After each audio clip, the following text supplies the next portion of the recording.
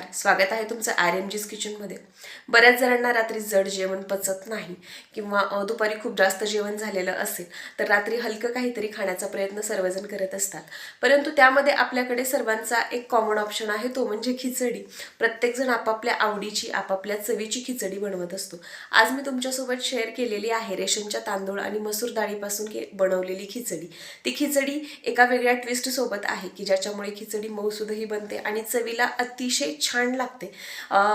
तो ट्विस्ट काय आहे हे पाहण्यासाठी व्हिडिओ शेवटपर्यंत नक्की पहा आणि व्हिडिओ आवडला तर व्हिडिओला नक्की लाईक करा, माझ्या चॅनलला सबस्क्राईब करा आणि कमेंट करा। Thank you so much. येथे घेतलेली आहे मी 1 वाटी भरून मसुराची डाळ आणि या डाळीसोबतच मी 2 वाट्या रेशनचे तांदूळ घेतलेले आहेत। डाळ आणि तांदूळ आपल्याला व्यवस्थित नीट करून घ्यायचे आहेत आणि 2 ते 3 वेळेला स्वच्छ पाण्याने या डाळ आणि तांदळाला स्वच्छ धुवून घ्या। खूप छान बनते ही खिचडी, नेहमीपेक्षा थोडीशी वेगळ्या चवीची कधी कधी बनवून खायला आपल्याला आवडतेही। आणि जर तुमचं जेवण वगैरे जास्त झालेलं असेल दुपारी किंवा आपली पचनशक्ती व्यवस्थित नसेल, खूप जडपणा येत असेल, त्यावेळेला अशा पद्धतीने तुम्ही खिचडी बनवून खाल्लीत तर चांगली राहते।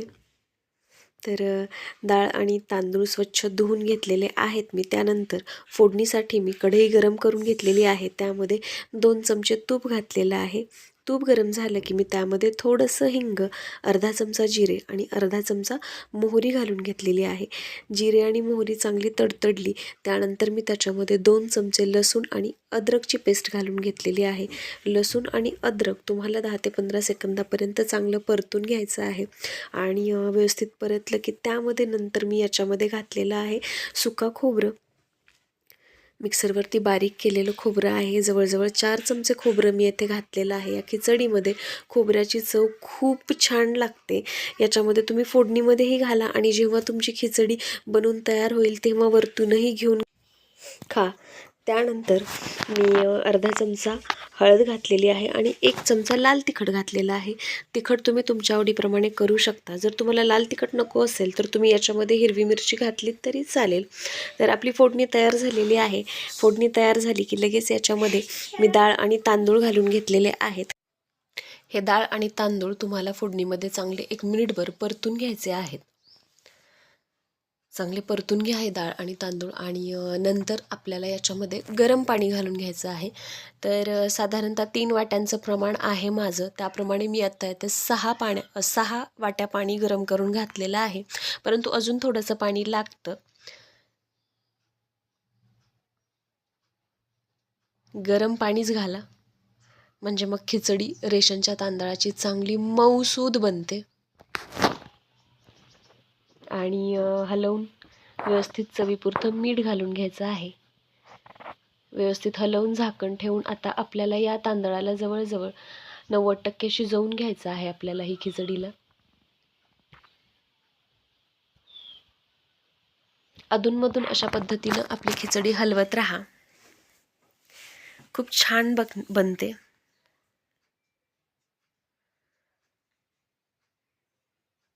याच्यानंतर मी या ताटावरती थोडंसं पाणी गरम करायला ठेवून दिलेलं आहे, म्हणजे मग पाणी गरमही होतं आणि आपल्या खिचडीमध्ये गरम पाणी पण जातं। थंड पाणी घातलं तर खिचडी मऊ होणार नाही, त्यासाठी गरमच पाणी घाला। सेपरेट गरम करण्याच्या ऐवजी या ताटावरतीच पाणी गरम करून घेऊन खिचडीमध्ये टाका आणि हलवून आता आपल्याला 90% पर्यंत ही खिचडी शिजू द्यायची आहे।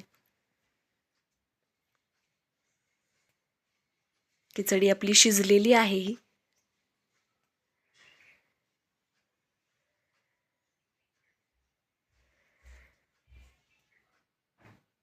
आणि आता सर्वात शेवटी आपला ट्विस्टिंगचा पदार्थ म्हणजे दही।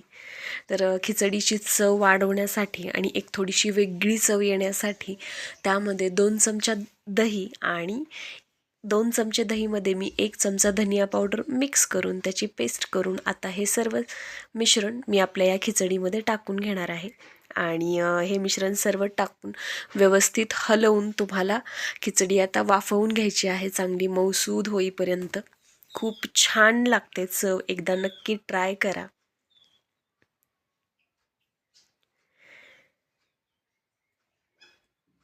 तुम्ही ही खिचडी कुकरमध्ये पण बनवू शकता, परंतु या पद्धतीनं बनवल्यानंतर जी चव येते ती चव कुकरमध्ये बनवल्यानंतर येत नाही. त्यामुळे एकदा नक्की ट्राय करा अशा पद्धतीने बनवून. रात्री जर जेवणाचा कंटाळा, स्वयंपाक करायचा कंटाळा आला असेल किंवा जड जेवण झालेलं असेल, अशा लोकांसाठी अतिशय उत्तम पर्याय आहे दही घालून बनवलेली खिचडी. एकदा नक्की ट्राय करा. दही घालून मी चांगलं सर्व बाजूंनी ते मिक्स करून घेतलेलं आहे खिचडीमध्ये आणि ही खिचडी चांगली मऊ होईपर्यंत वाफवून घेतलेली आहे. मी दाखवलेलं आहे तुम्हाला.